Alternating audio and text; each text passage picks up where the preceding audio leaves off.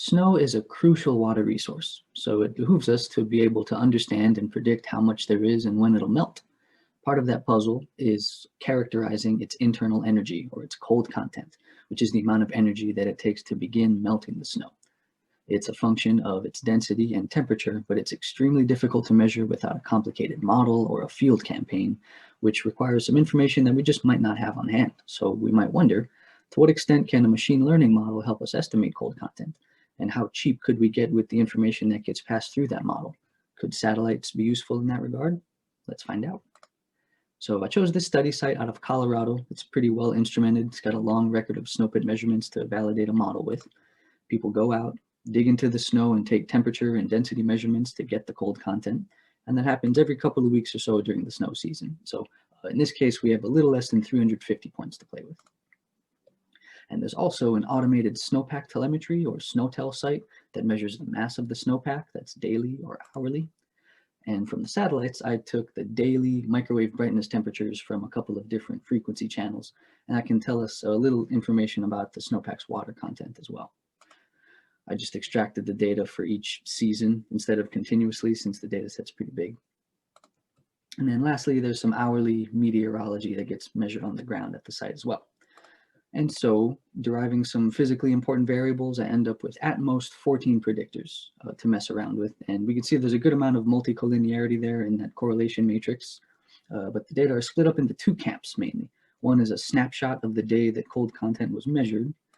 And then the second is a summary of what happened the prior 30 days leading up to the measurement. And that's where a majority of the action's happening.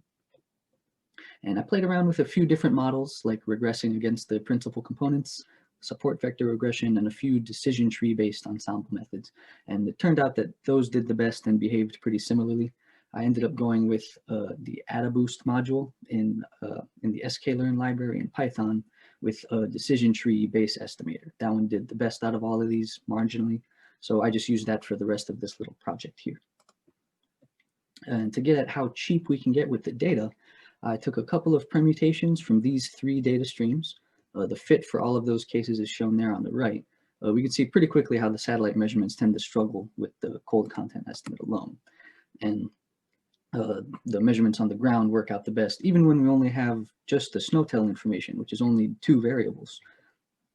And the satellite info, is a weak predictor alone. And I just take that as a testament to a ruler being a better measuring device than just trying to use a stick from a distance with one eye closed. So this certainly demonstrates a challenge that satellite remote sensing faces when it comes to characterizing the surface, but it's definitely a necessary road to travel, since we can't just place a snowtel station every few meters of a mountain range.